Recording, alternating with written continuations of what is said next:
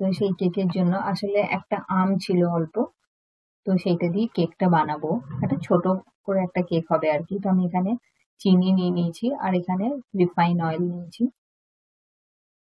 এটা ভালো করে মিক্স করে নেবো।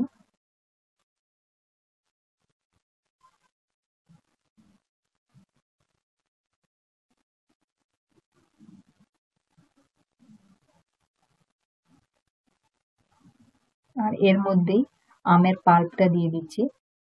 তো আমটা প্রায় গলে গেছিল, তো ওই আমের পাল্পটা বার করে নিয়েছি।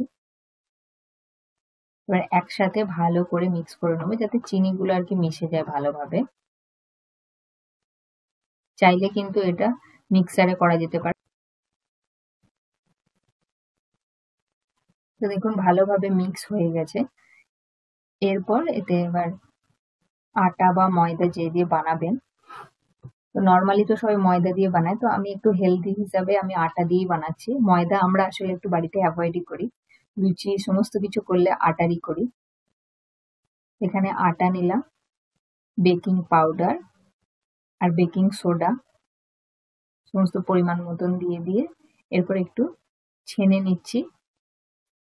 আসলে ছানলে যে আটাটা বা ময়দাটা দিচ্ছেন তো ওর মধ্যে এয়ার সার্কুলেশন হয়, তো ভালো হয় কিন্তু কেকটা। আর এমনিতেও বর্ষাকালে ছেনে নেওয়া দরকার।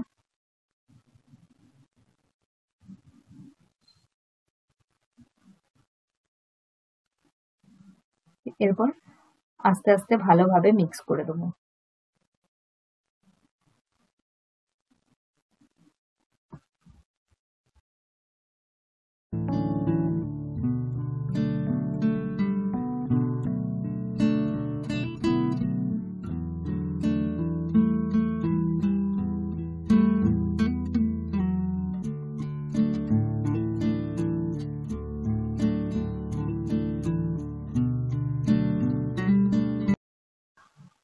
তো দেখুন কাট এন্ড ফোল্ড মেথডে ভালোভাবে মিক্স করে দিয়েছি।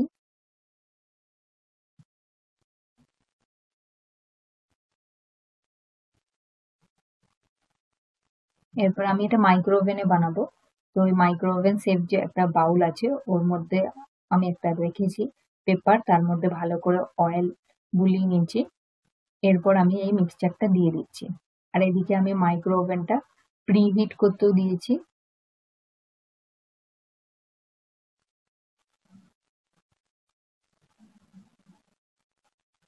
এরপর একটু আস্তে আস্তে ট্যাপ করে নিচ্ছি, যদি ভেতরে বাতাস থাকে সেটা বেরিয়ে যাবে আর কি।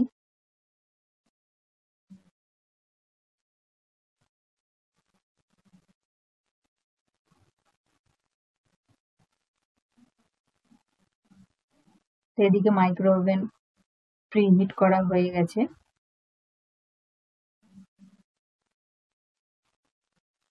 এরপর আমি এই ব্যাটার সমেত বাউলটাকে আমি ভরে দিচ্ছি মাইক্রো ওভেনের মধ্যে। 25 থেকে 30 মিনিটের মধ্যে হয়ে যায়, আবার দেখতে হবে মাঝে মধ্যে, অনেক সময় 35-40 মিনিটও লেগে যায়।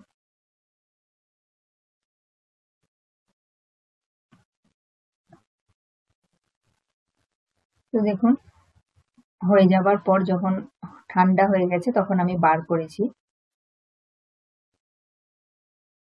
তো আস্তে আস্তে পেপারটাকে তুলে নেব। তো ভিডিওটি যদি এখনো পর্যন্ত ভালো লেগে থাকে তাহলে ভিডিওটি অবশ্যই লাইক করবেন। আমার চ্যানেলে নতুন এসে থাকলে চ্যানেলটি সাবস্ক্রাইব করতে পারেন। আর রেসিপিগুলো অবশ্যই কিন্তু বাড়িতে ট্রাই করবেন। তো কেকটা কিন্তু দেখতেও যেমন ভালো হয়েছে, আমের ফ্লেভারের জন্য খেতেও খুবই ভালো হয়েছিল। তো সকলে সুস্থ থাকবেন, ভালো থাকবেন। দেখা হবে পরবর্তী ভিডিওতে।